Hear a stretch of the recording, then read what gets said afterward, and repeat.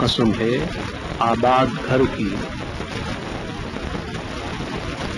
میں نے پچھلے جمعے کو بتایا تھا کہ آباد گھر یا تو خانہ کعبہ ہے یا پھر ساتویں آسمان پر بیت المعمور ہے، فرشتوں کا کعبہ، یا پھر بیت المعمور مومن کا اور عاشق کا دل ہے، یا پھر بیت المعمور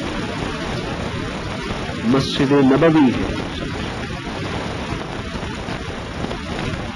تو والبیت المعمور میں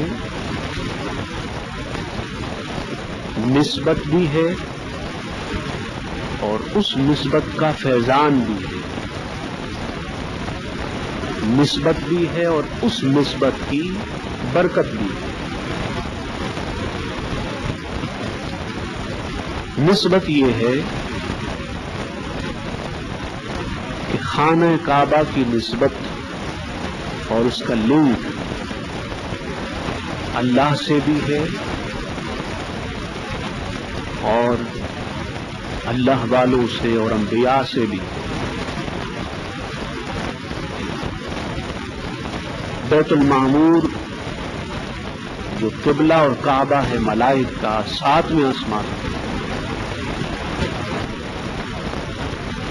اس کی نسبت اللہ سے بھی ہے اور ملائک سے بھی ہے، اللہ والوں سے بھی ہے۔ پھر اس طرح مومن کا دل، ایک عاشق کا دل، اس کی نسبت اللہ سے بھی ہے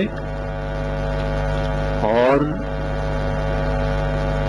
اولیاء سے، اللہ والوں سے بھی ہے۔ اسی طرح مسجد نبوی، آقا علیہ السلام کی مسجد کی نسبت اللہ سے بھی ہے اور حضور علیہ السلام سے بھی براہ راست اس مسجد کی نسبت ہے اور اس کا تعلق ہے۔ یہ تو ہوئی نسبت اور یہ ہوا کنیکشن اللہ سے اور اللہ والوں سے، اور فیضان نسبت یہ ہے اور برکات نسبت یہ ہے کہ اللہ پاک نے اس آباد گھر کی قسم اٹھائی۔ جب اللہ پاک نے اس کی قسم اٹھائی تو اب وہ گھر عام گھروں جیسا نہ رہا اور نہ عام گھر اس گھر جیسے رہے۔ وہ گھر تمام گھروں سے ممتاز ہو گیا اور بلند ہو گیا، اور عام گھر اس گھر سے الگ ہو گئے اور جدا ہو گئے۔ تو جب خانہ کعبہ عام گھروں جیسا نہ ہوا اور مسجد نبوی عام مسجدوں جیسے نہ ہوئی، تو پھر حضور علیہ السلام عام انسانوں جیسے کیسے ہو سکتے ہیں؟ ایک عام بشر اور ایک عام انسان کیسے ہو سکتے ہیں؟ جب ان کی مسجد عام مسجدوں جیسی نہ رہی تو خود حضور علیہ السلام عام انسانوں جیسے کیسے ہو سکتے ہیں؟ کیسے عام بشر ہو سکتے ہیں؟ تو ان کو عام بشر کہنے والے اور عام انسان، اپنا جیسا انسان اور اپنا جیسا بشر کہنے والے شاید نسبت اور فیضان نسبت کو بھول جاتے ہیں۔ قرآن کریم فرقان حمید کے مطالعے اور اسٹڈی کے وقت ہمیشہ دو باتوں کو ذہن میں رکھا کریں کہ قرآن میں نسبت کا تذکرہ اور نسبت کا بیان کہاں کہاں ہے۔ پھر اس نسبت کا فیضان قرآن میں کیا کیا ہے؟ تو اگر آپ ہمیشہ ذہن میں دو باتیں رکھیں، نسبت اور فیضان نسبت، تو کوئی بھی آپ کو گمراہ نہ کر سکے گا، اور آپ اپنے آپ کو گمراہی سے اور گمراہ ہونے سے بچا لیں گے۔ ہمیشہ جب بھی آپ قرآن پڑھیں اور قرآن سنیں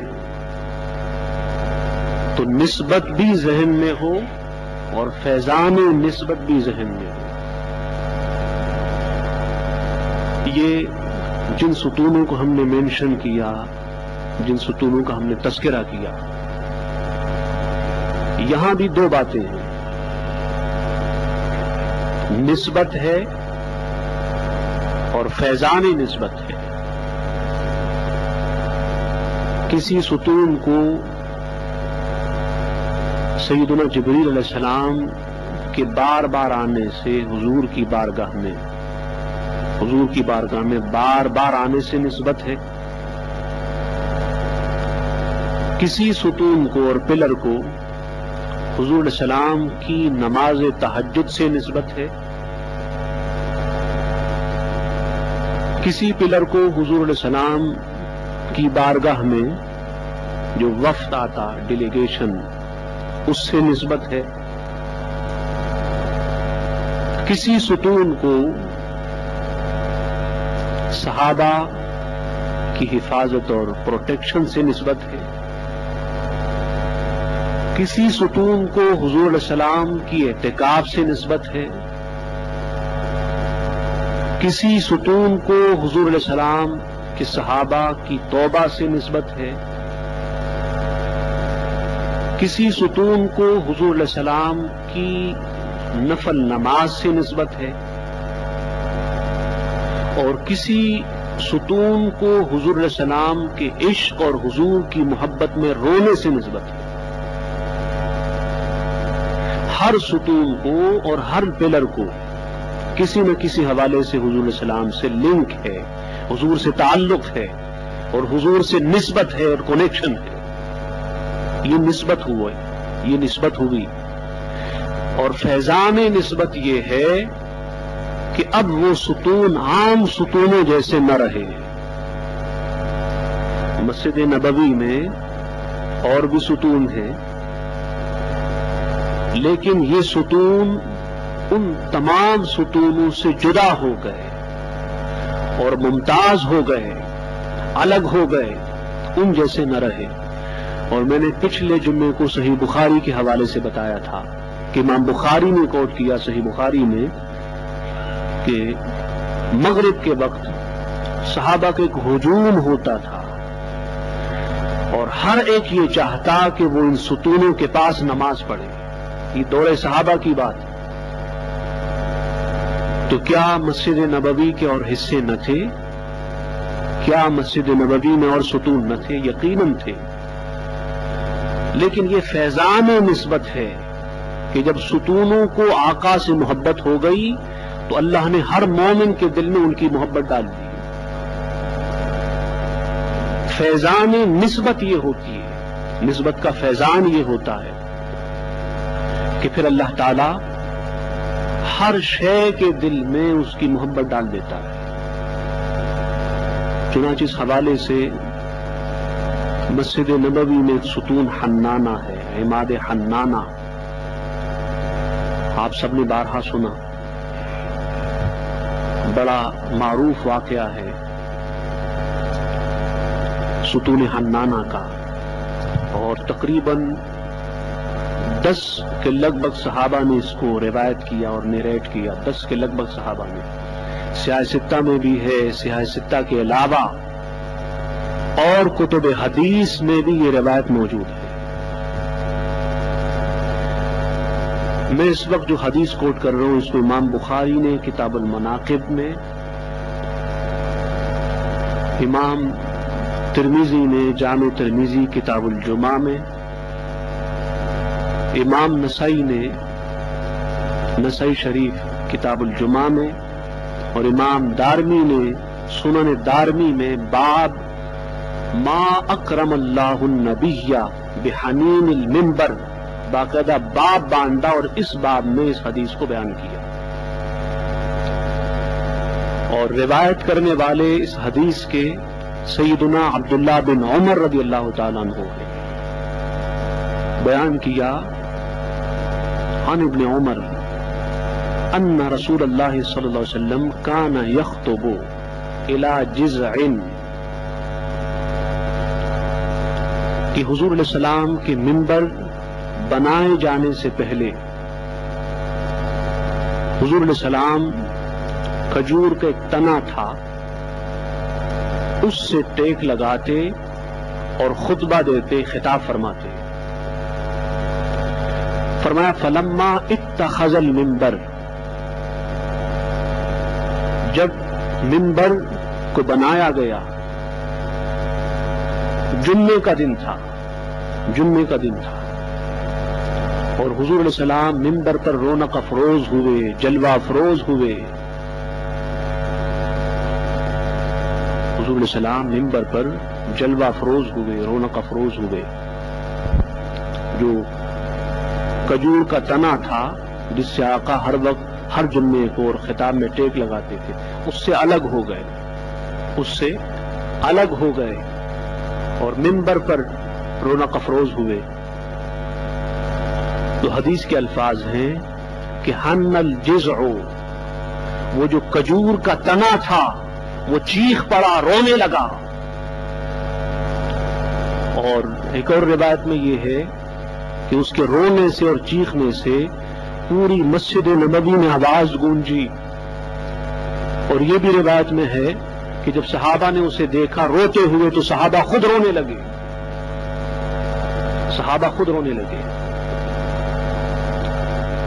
اب ایک کھجور کا تنا، ایک درخت، ٹری، حضور علیہ السلام کے عشق میں رو رہا ہے. اب اگر آپ یہ سوال کریں، اس پر یہ آبجیکشن کریں، اس پہ یہ اعتراض کریں کہ رونا اس وقت ہوتا ہے جب جسم میں جان ہو. بولیے کیا ہو؟ جان ہو، روح ہو، تو رونا اس وقت ہوتا ہے.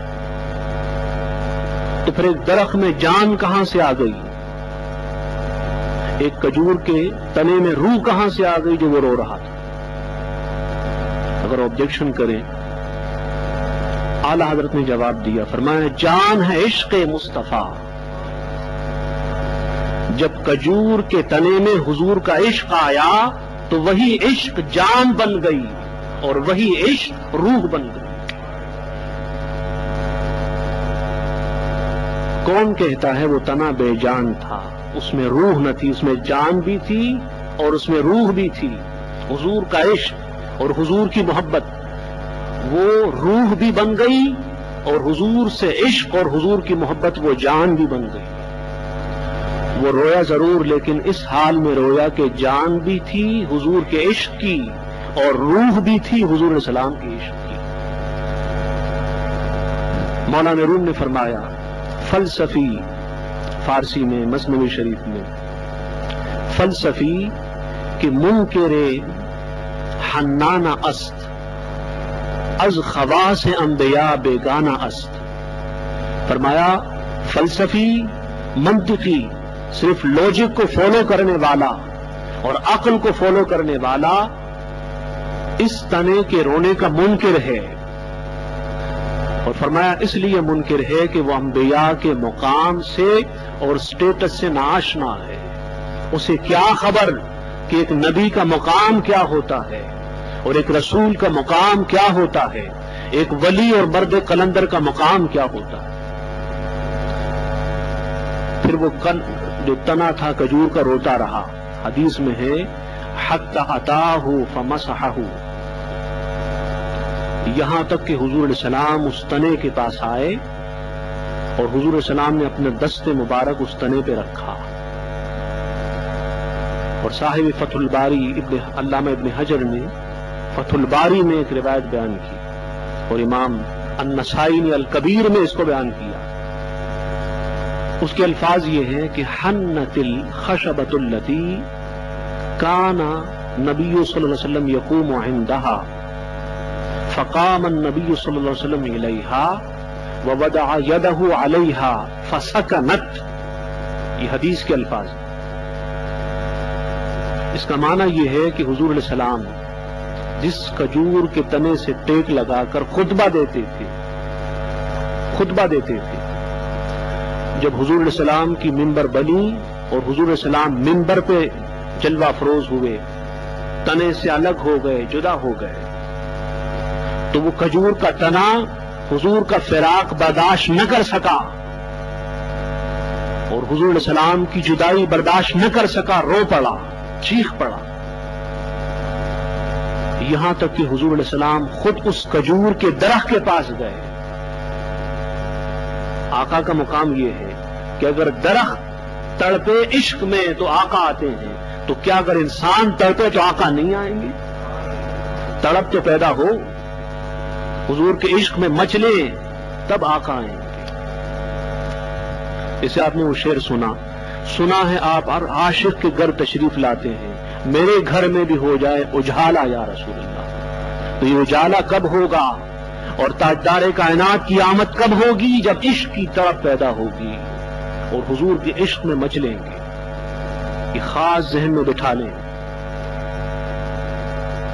کہ جب تک وہ تنا رویا نہ تھا حضور منبر پہ تھے، اور جب رویا تو حضور منبر پہ نہ رہے، منبر سے اٹھ کر اس تنے کے پاس گئے. اور کیا ہوا؟ صرف گئے نہیں، حضور علیہ السلام نے اپنا ہاتھ مبارک رکھا. ایک روایت میں آتا ہے کہ حضور علیہ السلام نے گلے لگایا. اب حدیث کے الفاظ سنیں کیا ہیں. حدیث کے الفاظ ہیں فسکنت، اس تنے کو سکون آ گیا. دیکھیں دو الفاظ ہیں، ایک ہے سکتت، سکتت کا مطلب ہوتا ہے خاموش ہونا، اور ایک ہے سکنت، سکنت کا مطلب ہوتا ہے سکون اور اطمینان کا آنا. حدیث میں سکتت کے الفاظ نہیں ہیں، سکنت کے الفاظ ہیں. مطلب یہ ہے کہ حضور کے جانے سے وہ صرف خوش نہ ہوا، بلکہ حضور کے جانے سے اسے اطمینان ملا، سکون ملا. معلوم ہوا کہ جب درد عشق اٹھتا ہے اور عاشق تڑپتا ہے، پھر آقا ہاتھ رکھتے ہیں تو پھر عاشق کو سکون نصیب ہوتا ہے، اطمینان نصیب ہوتا ہے. اور پھر اس کے علاوہ اور روایات میں آتا ہے حضور علیہ السلام نے اس درخت سے پوچھا اگر تو چاہے تو دنیا میں رہے، اگر چاہے تو میں تجھے دفن کر دوں اور پھر تجھے جنت میں لگایا جائے. جنت میں اولیاء تیرا پھل کھائیں، انبیاء تیرا پھل کھائیں، اہل جنت پھل کھائیں. حضور علیہ السلام اس تنے سے پوچھ رہے ہیں. تو اس نے کہا آقا میں جنت میں لگنا چاہتا ہوں. تنے نے جواب دیا چاہتا یہ ہوں کہ جنت میں لگے، اس لیے کہ دنیا میں رہ گئی تو آپ تو جنت چلے جائیں گے. حضور علیہ السلام نے اس کو دفن کیا، اس تنے کو دفن کیا. بولیے کبھی کوئی درخت کو بھی دفن کرتا ہے؟ بولیے تو دفن کیا مطلب کیا ہے کہ وہ عام درخت نہ رہا، عشق نے اس قابل بنایا کہ حضور کے عشق میں دفن ہو گیا. جو حضور کے عشق میں مرتا ہے تو پھر وہ دفن ہوتا ہے محبوب کے پاس، محبوب کے قدموں میں دفن ہوتا ہے. یہ صرف ایک مثال ملتی ہے پوری تاریخ میں کہ درخت کو دفن کیا گیا ہو، جیسے انسان کو دفن کرتے ہیں ویسے درخت کو دفن کیا گیا. ایک ہی مثال ملتی ہے. عشق نے زندہ کر دیا، عشق نے زندہ کر دیا. تو یہ وہ درخت ہے. حضرت امام حسن بصری رضی اللہ تعالیٰ عنہ جب یہ حدیث بیان کرتے تھے تو روتے تھے اور فرماتے تھے لوگوں حضور کے عشق میں تو درخت بھی رویا، درخت کا تنا بھی رویا، تو کیا ہم اتنے نااہل ہو گئے کہ حضور کے عشق میں نہ روئیں، حضور کا تذکرہ ہو اور ہمارے آنسو نہ آئیں؟ حضرت امام مالک رضی اللہ تعالیٰ عنہ فرماتے ہیں کہ پوری مسجد نبوی میں اس ستون کے پاس نماز پڑھنا سب سے افضل ہے. کیونکہ امام مالک عاشق تھے نا، امام مالک عاشق تھے، تو عاشق نے عشق کی بات کی. فرمایا اب وہ جگہ ریاض الجنہ میں اور مسجد نبوی میں عام جگہوں سے جدا ہو گئی، ممتاز ہو گئی. اس لیے کہ وہاں حضور کا عشق دفن ہے، حضور کا عشق دفن ہے۔ تو ایک درخت کو حضور علیہ السلام کے طفیل، حضور کے طفیل جنت میں جانا نصیب ہوا، حضور کے عشق نے اسے جنت پہنچایا، درخت کو۔ تو یہ تو درخت ہے، تو کیا اگر کسی مومن کے دل میں حضور کا عشق پیدا ہو تو وہ جنت نہیں پہنچائے گا؟ یہ واحد درخت ہے دنیا کا، اور یہ کھجور کا واحد تنا ہے جسے جنت میں جانا نصیب ہوگا۔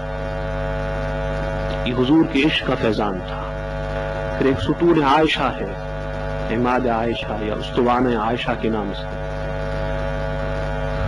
روایت میں آتا ہے کہ حضور علیہ السلام وہاں نفل پڑھتے تھے، اور اس کا نام عماد المہاجرین بھی ہے، جو مہاجرین صحابہ ہوتے اکثر یہاں بیٹھتے تھے۔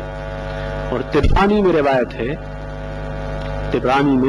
ہے کہ حضور علیہ السلام نے فرمایا کہ مسجد نبوی میں ایک جگہ ایسی ہے کہ اگر وہ معلوم ہو جائے لوگوں کو تو وہاں نماز پڑھنے کے لیے ان کو قرعہ ڈالنا پڑے۔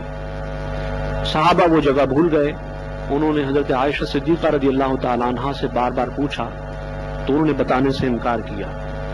جب حضرت عبداللہ بن زبیر نے بہت زیادہ اصرار کیا اور انسسٹ کیا تو اس کے بعد حضرت عائشہ صدیقہ رضی اللہ تعالیٰ عنہا نے وہ جگہ بتا دی، اور اس جگہ کے بارے میں خاص روایت ملتی ہے، حدیث پاک میں آتا ہے کہ یہاں دعا قبول ہوتی ہے، یہاں دعا قبول ہوتی ہے۔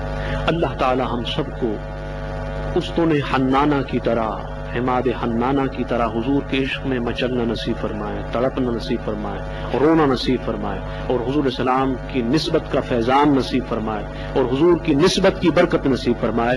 وما علینا صلوا صلاة سنة رسول الله صلى الله عليه وسلم